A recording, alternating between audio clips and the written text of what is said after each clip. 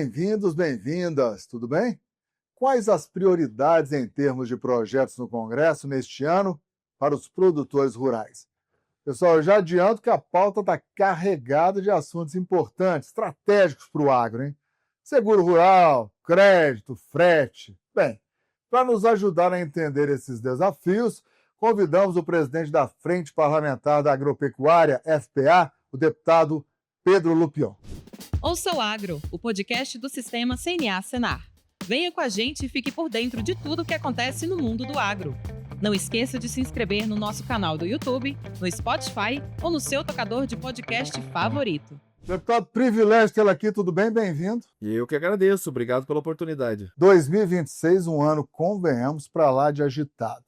O que o senhor pode começar destacando para o setor produtivo do agro nesse ano em termos de propostas que tramitam aí no Congresso? Veja, nós temos desafios importantes dentro do Congresso esse ano, apesar de ser um ano eleitoral, que a produtividade aqui em Brasília tende a diminuir, a gente tem pautas super importantes. Vamos começar pelos enfrentamentos que nós temos já agora nesse início de ano.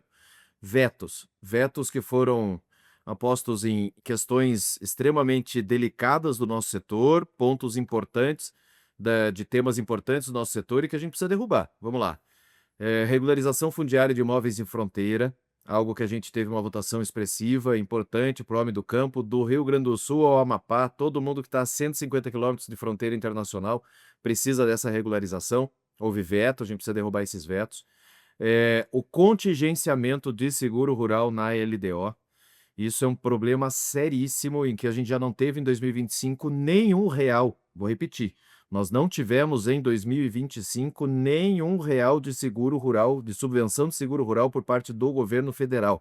O governo anuncia esses planos safras com pompa e circunstância e chega na hora da execução, quem precisa efetivamente acessar esse crédito e ter o seguro, acaba não tendo absolutamente nada. Nós colocamos uma emenda na Lei de Diretrizes Orçamentárias, proibindo, impedindo qualquer contingenciamento do seguro rural, e isso foi vetado, nós precisamos derrubar.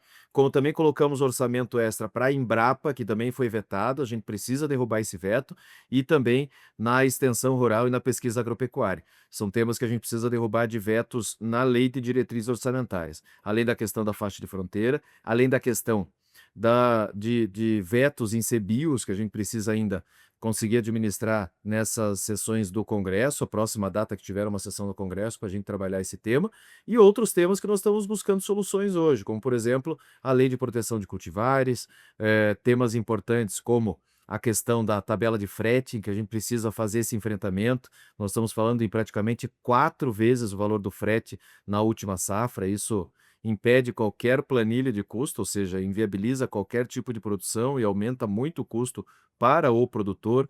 O impedimento do frete de retorno faz com que os fertilizantes se tornem cada vez mais caros e mais impeditivos para o produtor também. A gente precisa conseguir vencer esse tema. Enfim, são temas aí que a gente está nesse enfrentamento e que assunto não falta. E você que está nos acompanhando deve ter notado o quão desafiador é esse ano, especialmente esse primeiro semestre, para uma bancada que é muito organizada, né? A Frente Parlamentar da Agropecuária talvez seja uma das mais organizadas no Congresso Nacional, mas eu vou fazer uma pergunta que pode parecer óbvia. Os senhores têm força suficiente para, nesse ano eleitoral, por exemplo, derrubar esses vetos? Quais são as estratégias políticas que o senhor, como presidente da FPA, está pensando adotar? Ô, Estevam, a gente não entra em briga para perder, né? A gente só entra em briga que a gente tem certeza que ganha. E os últimos embates que nós tivemos na Frente Parlamentar Agropecuária, nós fomos vitoriosos, colocando votos de 360, 400, 380, 340, sempre votações extremamente expressivas, tanto na Câmara quanto no Senado. Acho que a lei de seguro passada, agora finalzinho do ano, foi algo que a gente teve um avanço super importante, uma votação extremamente expressiva. Na própria lei de defensivos agrícolas, nós tivemos uma votação muito expressiva, derrubamos vetos do governo em diversos assuntos, e isso tem mostrado a capacidade de articulação política que a nossa bancada tem. Óbvio que é impossível a gente ganhar tudo e ter tudo ao mesmo tempo. O que a gente tem conseguido fazer é evitar danos maiores para o nosso setor. Eu gostaria de ser muito mais propositivo do que reativo. Infelizmente, o governo que está aí não me permite isso. Todo dia tem um ataque novo para o nosso setor. Agora, Essa semana o assunto do momento é que o boiadeiro vai ter que usar capacete, né? Umas histórias que inventam coisas absurdas e ridículas que surgem no nosso dia a dia e que a gente precisa enfrentar, como foi a lista da tilápia, como foi a questão das espécies invasoras, como foi a questão do ar-condicionado na cabine do caminhão, na carroceria do caminhão do boi, um monte de coisas que vão criando empecilhos para que a gente não tenha um minuto de paz. Força para fazer essa articulação política nós temos, bancada forte nós temos, agora temos o impeditivo esse ano, por ser um ano eleitoral, uma dificuldade grande de mobilização, mas nós, obviamente, estamos organizados o suficiente para ter mais vitórias aí. Eu quero lembrar para você que está nos acompanhando, você já deve saber, né? Nós temos Carnaval, nós temos Copa do Mundo e nós temos eleições.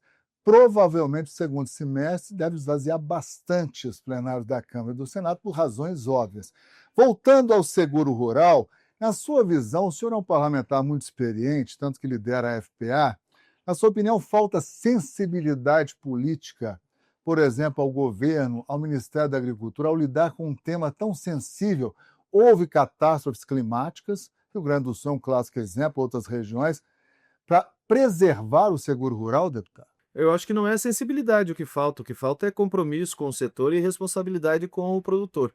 Esse é o grande tema do momento, né? A gente vê uma total irresponsabilidade nas contas públicas, um déficit primário batendo recorde todos os dias, uma taxa Selic que é praticamente 15%, uma inflação que infelizmente tem diminuído o poder de compra do consumidor, e esse custo está todo diretamente ligado também à produção, né? A gente está vindo de um momento, né, de uma época lá atrás, e parece que faz tanto tempo, mas faz 3 anos, né, o período de pandemia, em que as commodities estavam num preço super elevado e o custo de produção se equivaleu, né, a esse valor, esse custo das commodities, esse valor de comercialização das commodities.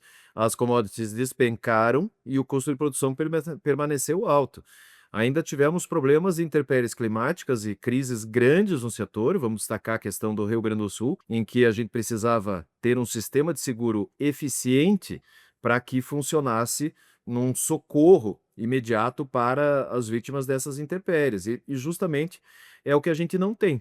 A gente precisa mudar o sistema de seguro no Brasil. Para você ter ideia, nós conseguimos aprovar no plenário da Câmara um socorro de 30 bilhões de reais para atender o Rio Grande do Sul e os outros municípios do país que tiveram pelo menos três crises de safra, ou seja, 3 perdas de safra nos últimos 5 anos e diversos critérios. Buscamos recursos dos fundos constitucionais e também do Fundo Social, que é o dinheiro que está ali parado, que poderia ser utilizado para estender a mão para esses produtores. O governo não aceitou, mandou uma medida provisória, reduzindo isso para 12 bilhões. Praticamente Rio Grande do Sul só atendido, e esse dinheiro não chegou lá para os gaúchos também. Não precisa ter uma solução desesperada para esse momento se a gente tivesse uma legislação de seguro eficiente. Nós fomos atrás. Nós fomos lá para os Estados Unidos, fomos para o México, para a Índia, para a Alemanha, para a França e buscamos exemplos de seguro que funciona, de seguro agrícola que funciona, principalmente o sistema americano, em que há um seguro solidário, um fundo de catástrofe e a possibilidade. Obviamente, quanto melhor a alíquota, maior a alíquota de seguro, mais eficiente a alíquota, mais abrangente a alíquota de seguro, a apólice de seguro, aliás, mais baixa o valor do crédito. Claro, você tem segurança nas operações financeiras, a gente sabe que banco não paga a conta de ninguém, então quanto mais segura a operação, mais barato fica esse crédito. E isso tem funcionado muito, só que levou anos para se implementar isso nos Estados Unidos. A gente está mudando a lei para conseguir criar um sistema similar aqui no Brasil, em que a gente consiga ter, obviamente, o seguro presente nas operações de crédito e a garantia para o produtor que vai receber esse seguro. Vamos lembrar que esse governo, nos últimos 2 anos, cortou praticamente 45% do seguro obrigatório das pequenas operações do agro. Ou seja, esse produtor que estava no Proagro está migrando para o PSR. Quando ele chega no PSR, ele não encontra o recurso. Então, tá, a nossa produção, menos de 30% da área plantada no Brasil está assegurada e isso gera um problema muito grande. Você sabia? que o agro já aprovou e agilizou mais de 100 projetos em Brasília? Em 2025, a CNA e a FPA, Frente Parlamentar da Agropecuária, acompanharam 1.429 sessões de comissões do Congresso Nacional e 486 sessões de plenário. No total, foram aprovados 113 projetos favoráveis ao produtor, sendo 88 na Câmara e 25 no Senado. Vale lembrar que reforma tributária foi uma das prioridades mais exploradas pelos parlamentares. Deputado Pedro Lupion, embora não esteja contida, digamos, no esforço que os senhores têm a partir de agora para derrubar esses vetos destacados pelo senhor, gostaria de aprofundar um pouquinho a questão do frete.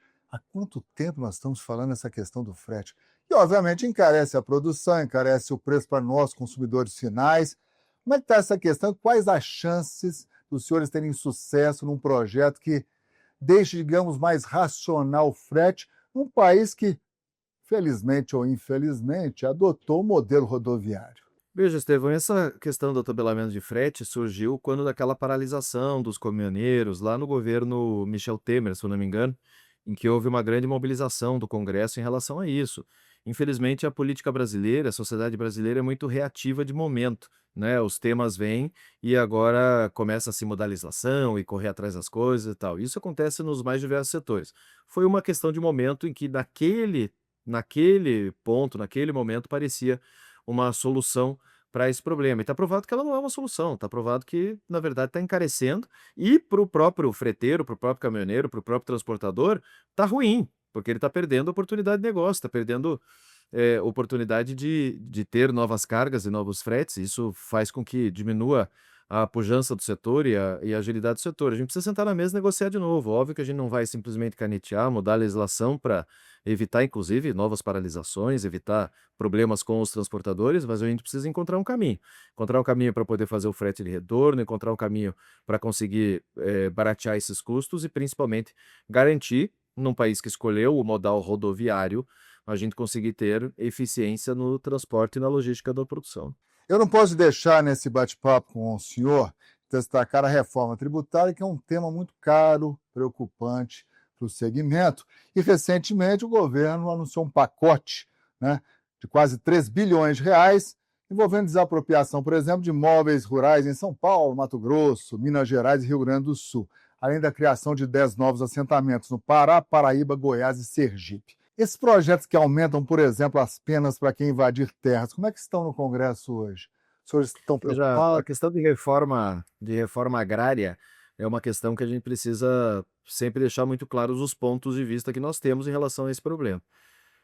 Esses movimentos e essas ações de movimentos organizados, políticos organizados de invasão de propriedades e o que o INCRA está fazendo hoje, inclusive com o MST praticamente em todas as posições ali dentro, é justamente aquela briga por poder e não por terra, né? O interesse nunca foi terra, nunca foi produzir, sempre foi ocupar e criar a balbúrdia no campo. E é isso que a gente tem sempre alertado. Nós precisamos dar segurança jurídica para os nossos produtores. Essa é a grande preocupação. Nós não estamos encontrando isso nesse governo, nós temos enfrentado isso todos os dias. Agora, essas novas desapropriações, essas novas áreas de assentamentos, desrespeitando completamente o direito de propriedade, e a legislação é muito, muito clara. Primeiro, que a área invadida não pode ir para a reforma agrária. Segundo, que a área produtiva não pode ir para a reforma agrária. Terceiro, que se for para ir tem que ter todo um processo legal e principalmente cumprir os critérios, algo que o INCRA está completamente ignorando. Isso tem muita coisa judicializada, a legislação a gente tenta melhorar todos os dias, mas o que ocorre, respondendo a tua pergunta, é que esses invasores têm a certeza da impunidade, porque hoje sabe que o esbulho possessório, na verdade, dá uma pena mínima de 3 meses aí, uma questão de uma bobagem que a pessoa sabe que vai se livrar rapidamente. Então, a gente está melhorando a legislação, estamos deixando a legislação mais dura, avançamos com diversos projetos, inclusive cadastro de invasores, aumento de pena, e nós estamos trabalhando para que isso se torne ainda mais difícil, até porque todo ano, em abril, eles fazem o grande movimento deles, o tal do Abril Vermelho, que na verdade é uma balbúrdia no campo, invasão da propriedade dos outros. Esses projetos em que pé estão? Já foram aprovados do cadastro? Alguns aprovados, outros Aumento nas de comissões. Já foi aprovado na CCJ, tem outros que estão na Comissão de Segurança Pública, outros já aprovamos no plenário, como por exemplo o cadastro, então estão avançando, cada um no seu ritmo, mas todos bem encaminhados. Está na pauta da FPA também como prioridade esse Sem tema. dúvida, sem dúvida, sem dúvida. Para encerrar, deputado, o senhor é um observador político também. Gostaria de ouvi-lo sobre o equilíbrio entre os três poderes hoje. Para muitos, um protagonismo do Supremo Tribunal Federal. De certa forma, esse contexto político atual, na sua visão, pode atrapalhar essas pautas ou não tem nada a ver? A Câmara, o Senado andam com as próprias pernas. Gostaria de ouvir, o senhor é um observador político importante. Não existe mais independência de poderes e separação de poderes, né? Existe um grande consórcio entre executivo e judiciário. Tudo que nós derrotamos o governo dentro do Congresso, eles judicializam. Existe até um líder do governo dentro do Supremo, que é o ministro Flávio Dino, que faz as pautas só do governo. Então a gente tem que tomar todo o tempo cuidado redobrado para entender o que nós aprovamos dentro da Câmara, dentro do Senado, se vai haver uma judicialização e se vai haver um problema. Isso aconteceu no IOF, isso aconteceu no marco temporal, isso aconteceu em diversos projetos que nós avançamos como a vontade popular, somos legítimos representantes da população, por isso que é uma democracia representativa, e fomos tolhidos do nosso direito de legislar, né, da nossa prerrogativa, por ações do Supremo Tribunal Federal. Infelizmente, está aí, né, está na mídia todos os dias a relação do Supremo com a sociedade, a opinião da sociedade brasileira em relação ao Supremo Tribunal Federal, que infelizmente nos envergonha todos os dias. A judicialização é um ponto importante, um desafio para a FPA nesse ano. Mensagem final para quem está nos acompanhando, deputado, por favor, o que o senhor acha relevante deixar como mensagem nesse emblemático 2026? Acho que deixar para os nossos produtores, principalmente, uma mensagem de esperança, uma expectativa positiva para o ano, para que a gente consiga manter o nosso trabalho, manter a nossa produção, fazer com que o produtor continue motivado e incentivado a permanecer na atividade. Lembrando que nós somos responsáveis por boa parte da alimentação do mundo, da bioenergia presente no mundo, e o Brasil é protagonista nesse setor. A gente precisa fazer com que o nosso produtor continue resiliente, continue trabalhando, continue buscando aumentar, crescer, desenvolver, e a gente está aqui em Brasília evitando que a política entre para dentro da porteira e que isso acabe sendo mais um empecilho. Lembrando que esse ano é um ano decisivo, é um ano extremamente importante, em que aqueles que precisam defender o nosso produtor aqui em Brasília vão ser provados mais uma vez. Matéria-prima jornalística e política não falta esse ano. Muito obrigado, sucesso para o senhor, deputado. Valeu, muito obrigado, um abraço a todos vocês.